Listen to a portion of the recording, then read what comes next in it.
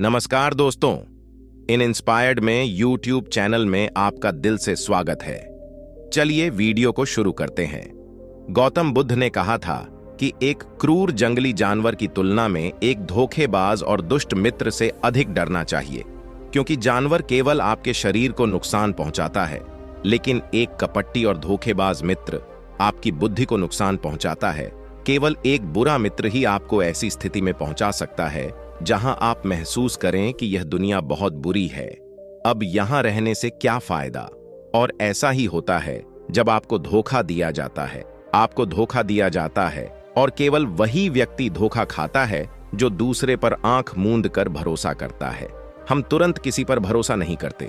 भरोसा धीरे धीरे बढ़ता है, लेकिन एक समय के बाद यह भरोसा इतना मजबूत हो जाता है कि हम उस व्यक्ति के प्रति अपनी आंखें, कान और दिमाग बंद कर लेते हैं, और तब ऐसी स्थिति होती है कि हमारा सबसे भरोसेमंद व्यक्ति ही हमें सबसे बड़ा धोखा दे देता है, कि हमारा संसार से विश्वास उठ जाता है और हम हर किसी को संदेह की दृष्टि से देखने लगते हैं। वास्तव में यह संसार धोखे पर चल रहा है। हम किसी न किसी को धोखा देते रहते हैं हमारे जीवन में कहीं न कहीं, और लोग भी हमें धोखा दे रहे हैं। दूसरों द्वारा धोखा देना तो समझ में आता है, लेकिन हम खुद को वर्षों से धोखा दे रहे हैं।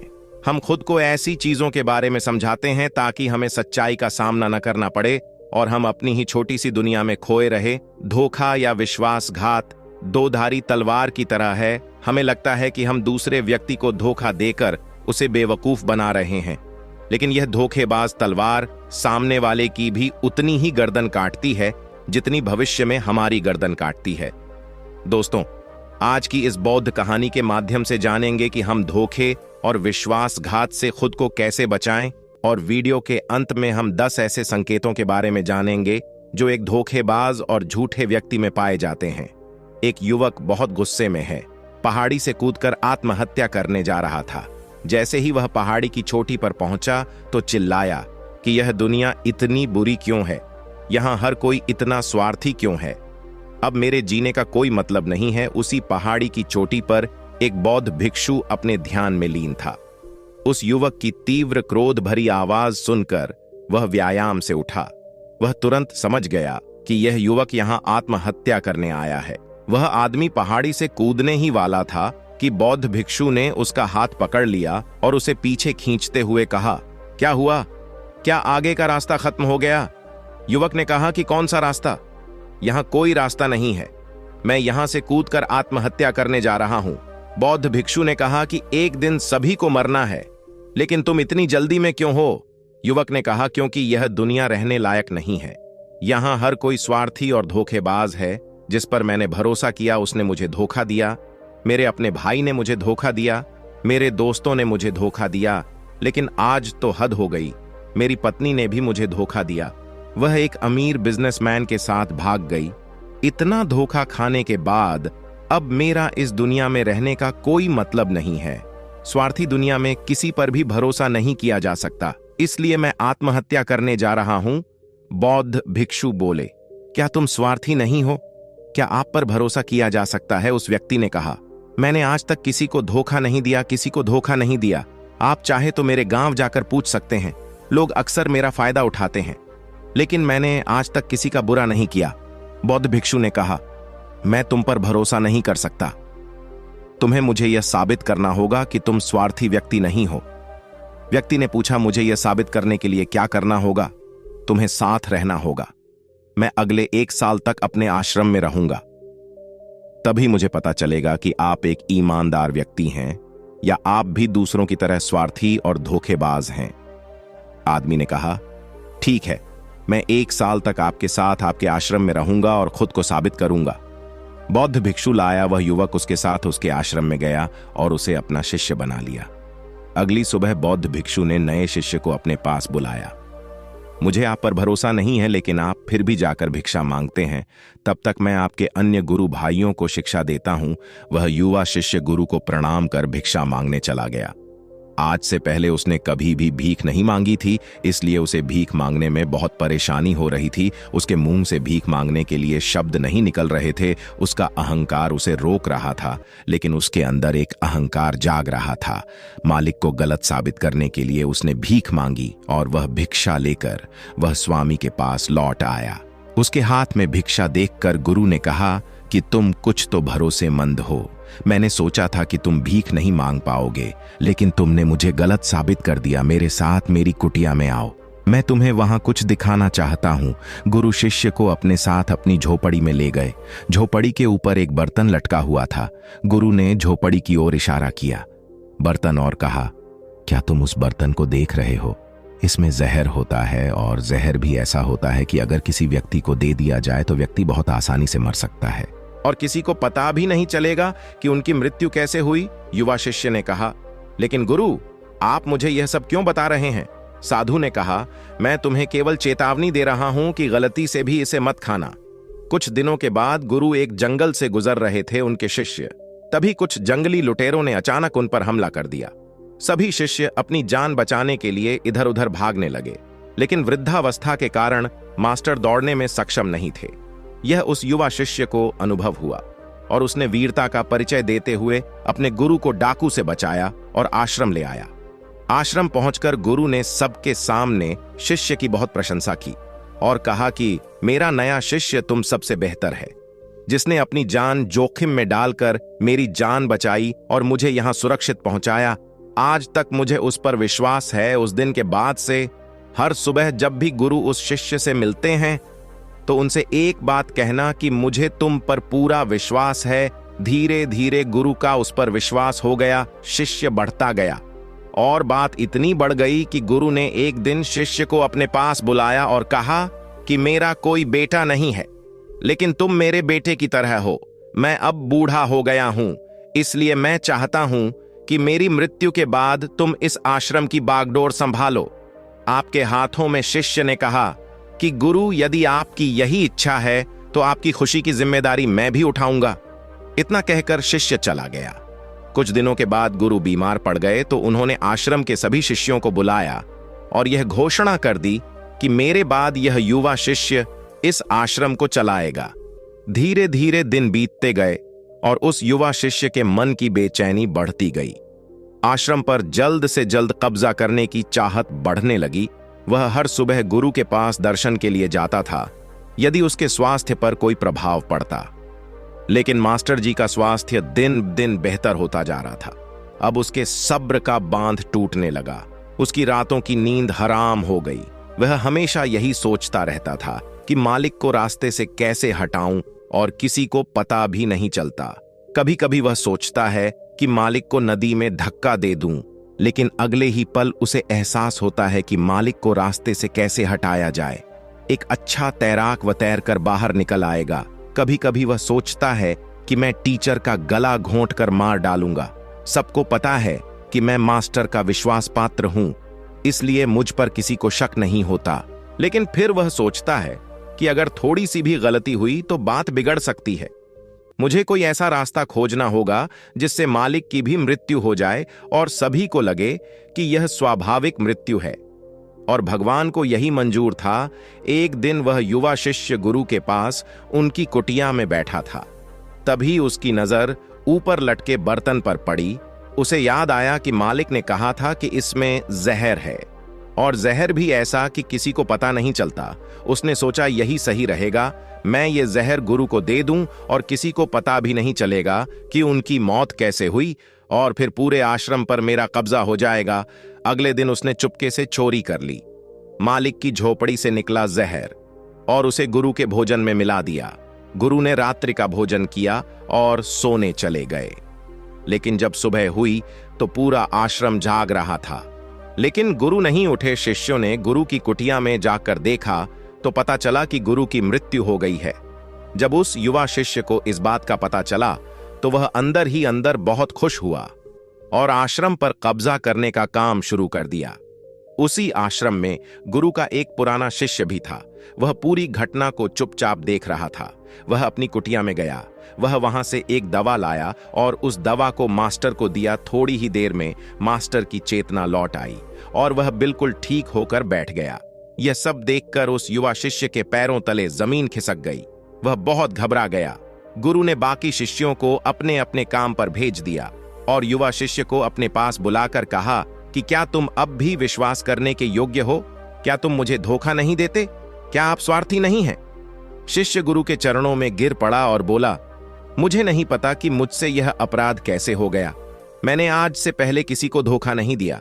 लोग मुझे धोखा दे रहे हैं, लेकिन पता नहीं क्यों और कैसे मैंने आज तुम्हें धोखा दिया।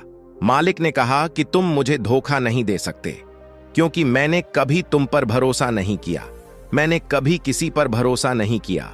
मैं केवल अपनी आंखों से जो देखता हूं उस पर भरोसा करता हूं और मैं तुम्हारे अंदर लालच देख सकता हूं और मैंने जानबूझकर तुम्हें यह लालच दिया था, क्योंकि इंसान किसी को धोखा देने के सिर्फ 3 ही कारण होते हैं। पहला स्वार्थ, दूसरा लालच और तीसरा ईर्ष्या। युवा भिक्षुओं ने गुरु से पूछा, लेकिन गुरु, मैं अपने आप को स्वार्थ, लालच और ईर्ष्या से कैसे मुक्त रख सकता हूं? गुरु ने कहा, खुद को पढ़ो, खुद को जानो, अपने अंदर उतरने की कोशिश करो। इंसान में बहुत संभावनाएं हैं। वह कर सकता है, अपने लिए कुछ भी बनाओ। वह कुछ भी हो सकता है और जब आप में बदलाव आए तो अपने अंदर झांकें और जानने की कोशिश करें कि आप क्यों बदल रहे हैं। तुम्हें कौन बदल रहा है? क्या यह बदलाव अच्छा है या बुरा? आत्मनिरीक्षण का प्रयास करें। गुरु की यह बात सुनकर शिष्य ने फिर से उनके पैर पकड़ लिए और बोला, गुरुजी, मैं आपका शिष्य बनना चाहता हूं और जानना चाहता हूं कि मैं कौन हूं और मैं क्यों बदलूं। गुरु ने कहा कि हमारे आसपास ऐसे बहुत से लोग हैं और ऐसे बहुत से लोग हुए हैं जो इस बात का उदाहरण हैं कि उन्होंने कभी किसी को धोखा नहीं दिया। उनका स्वार्थ, लालच और ईर्ष्या। कभी किसी को धोखा नहीं दिया व्यक्ति तभी धोखा देता है जब उसे लगता है कि वह जो कर रहा है उसे कोई नहीं देख रहा है और भविष्य में यह बात किसी को पता नहीं चलेगी और वह जो कर रहा है वह सही है। पकड़े जाने के बाद वह अपने बचाव के लिए और भी तर्क देता है कि मैं कुछ नहीं कर सका, यही आखिरी रास्ता था, मेरे पास मजबूरी थी। लेकिन हर धोखे के पीछे का सच यही है जो इंसान जानबूझकर अपने फायदे के लिए करता है। गुरु ने शिष्य की आंखों में देखते हुए कहा, याद रखना, जब हम किसी को धोखा देते हैं हमने उसकी आंतरिक चेतना को चोट पहुंचाई और वह इतनी बुरी तरह आहत हो जाता है कि वह किसी पर भी भरोसा नहीं कर पाता। वह अंदर ही अंदर बहुत उदास और अकेला महसूस करने लगता है। इसीलिए अगर आप चाहते हैं कि कोई आपको धोखा न दे, इसलिए अपनी आंखें, कान और दिमाग खुले रखें। लोगों पर भरोसा करें, लेकिन बहुत ज्यादा भरोसा न करें कि वे आपका फायदा उठाना शुरू कर दें। हमेशा अपने सबसे महत्वपूर्ण कार्यों पर नियंत्रण रखें और अपने जीवन की बागडोर कभी भी दूसरों के हाथों में न सौंपें और समय समय पर खुद को जांचते रहें। जिस धोखे से आप बचना चाहते हैं, क्या आप भी वैसा ही धोखा किसी और के साथ कर रहे हैं? और अगर फिर भी कोई आपको धोखा देता है तो निराश न हो, क्योंकि धोखा खाने के बाद हर धोखा इंसान को कुछ न कुछ सिखाता है। व्यक्ति पहले से अधिक सतर्क और सावधान हो जाता है। इसलिए केवल एक धोखे के कारण अपना जीवन बर्बाद न करें और इसे एक सबक के रूप में लें और आगे बढ़ें। मास्टर ने कहा, ये एक धोखेबाज व्यक्ति के 10 लक्षण हैं, एक चालाक व्यक्ति के जो आपको धोखा दे सकते हैं और आपके मन की शांति छीन सकते हैं। निराशा के गहरे सागर में डूबकर वह आपकी जिंदगी खत्म कर सकता है। पहली निशानी, जो व्यक्ति झूठा होगा, धोखेबाज होगा, वह आपसे सब कुछ छिपाएगा। आप उसके बारे में दूसरे लोगों से जान लेंगे और जब आप पूछेंगे तो वह कहेगा जिसे वह उनके साथ काफी समय बिताने के बाद भी बताना भूल गए। आप उसके बारे में ज्यादा नहीं जानते होंगे कि वह आपके बारे में क्या सोचता है, उसकी जिंदगी में क्या चल रहा है। आप इस बारे में हमेशा भ्रमित रहेंगे क्योंकि वह आपसे सब कुछ छिपाएगा, क्योंकि वह एक सच्चा आदमी नहीं है। एक सच्चे आदमी को अपने बारे में बताने में कोई समस्या नहीं होती है।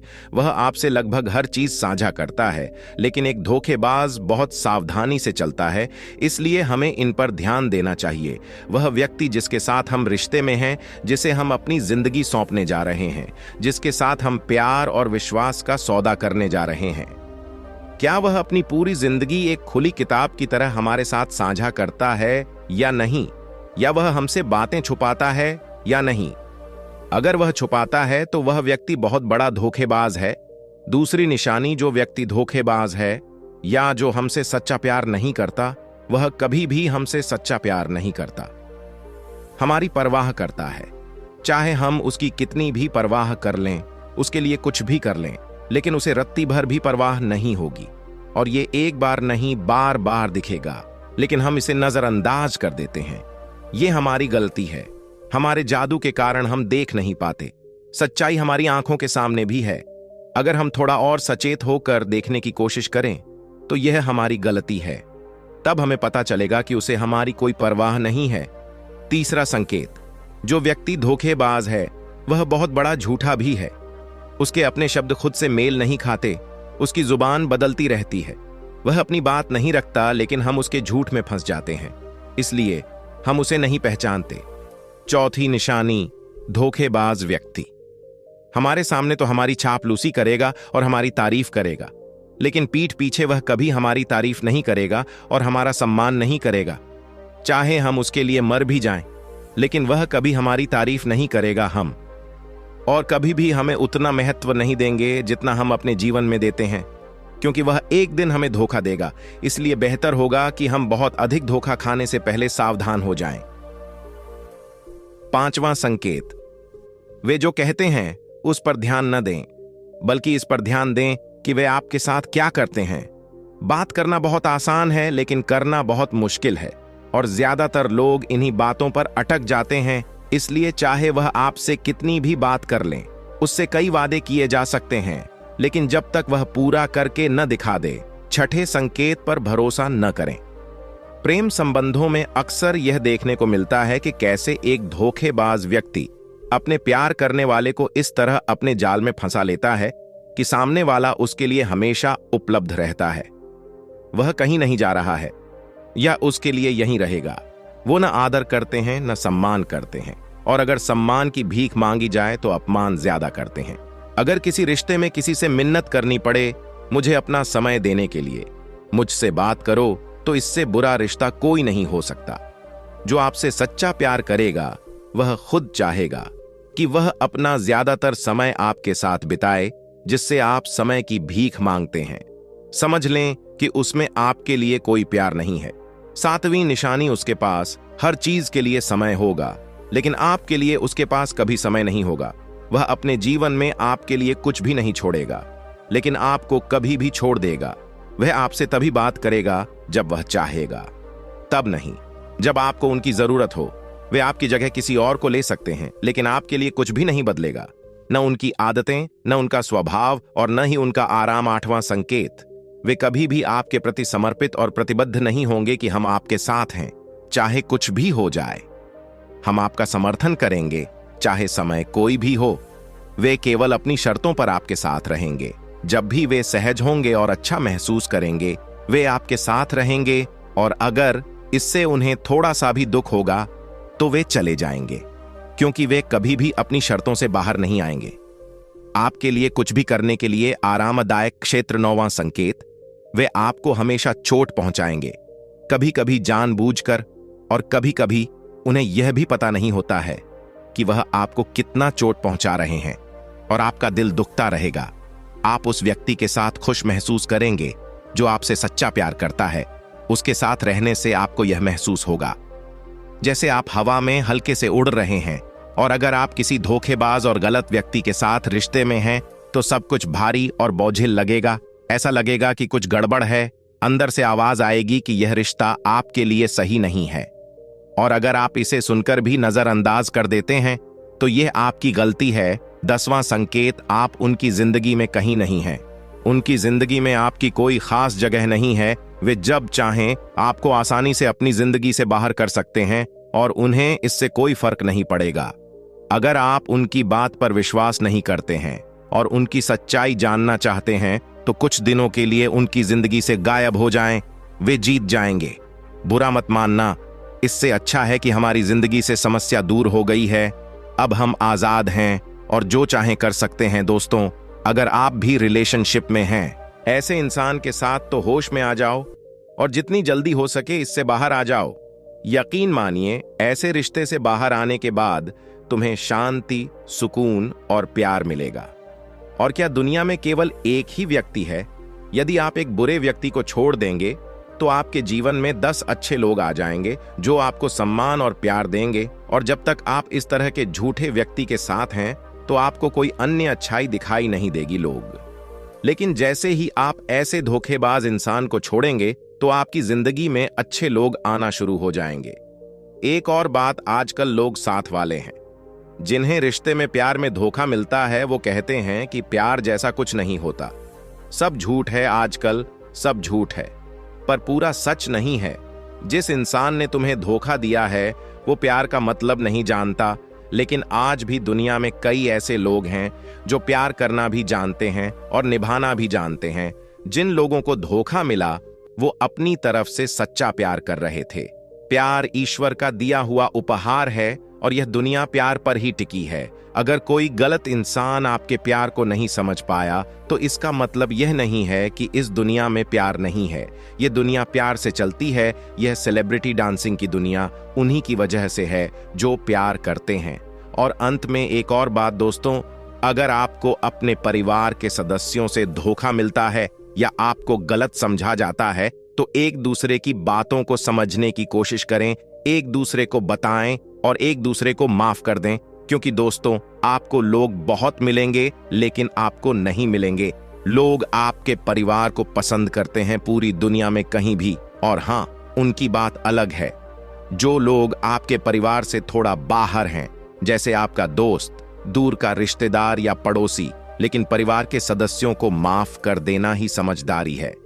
तो दोस्तों, उम्मीद करता हूं आपको इस कहानी से एक अच्छी सीख मिली होगी। ये कहानी आपको कैसी लगी हमें कमेंट बॉक्स में कमेंट करके जरूर बताएं और साथ ही इस कहानी को अपने दोस्तों के साथ जरूर शेयर करें ताकि उन्हें भी इस कहानी से कुछ सीखने को मिल सके। धन्यवाद।